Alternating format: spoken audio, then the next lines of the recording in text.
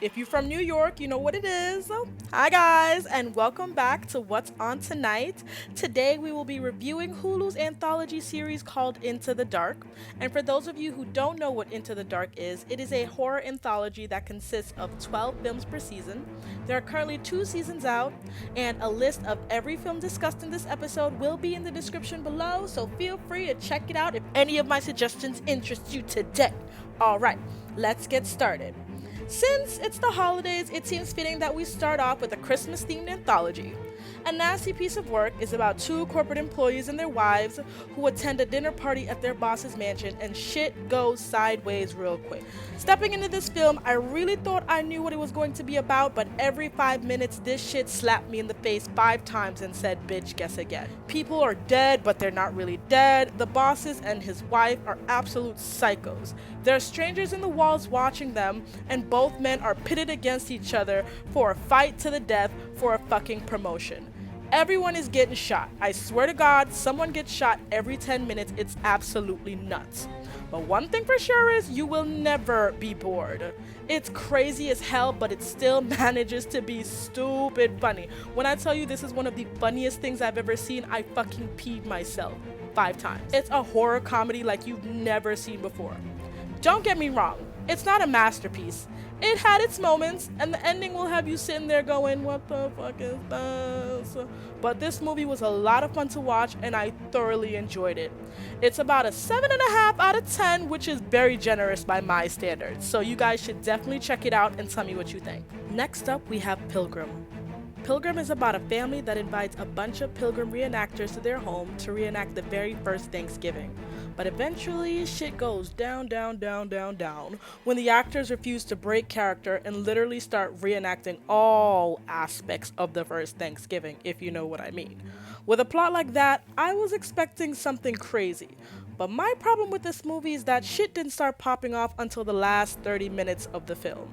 The first hour was just a lot of talking and the daughter being a total bitch. But when it did start to pick up, shit picked the fuck up. Bitches was getting branded in the backyard, cannibalism, mud wrestling on the Thanksgiving table. Shit was crazy.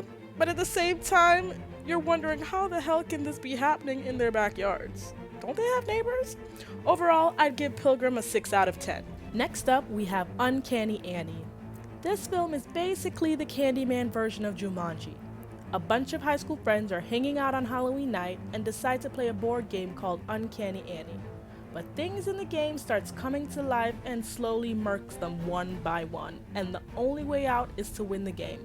But don't even think about trying to run because our girl Annie already took care of that shit.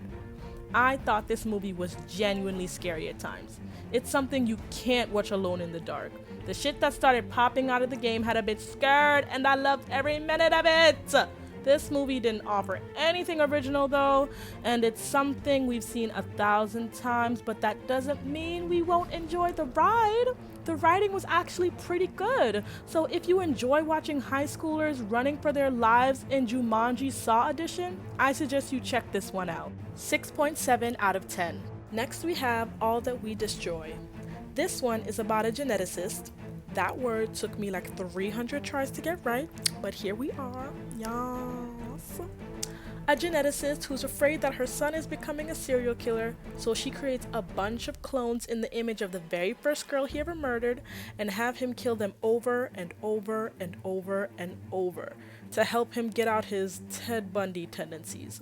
But eventually one of the clones starts catching on, and now she has to figure out a way to get out of that house before the same fate as her predecessors befall her.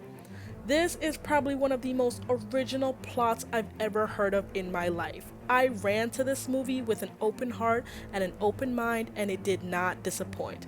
It was really good, and I thought it was really well written. It had a clear direction that was met. And overall, it was just fantastic. It's not showy. This is a film that relies more on the story and the build-up. So if you're looking more for something that has a unique plot, you should definitely check this one out. 7.8 out of 10. Alright, that's it. Signing off. Talk to you later, guys.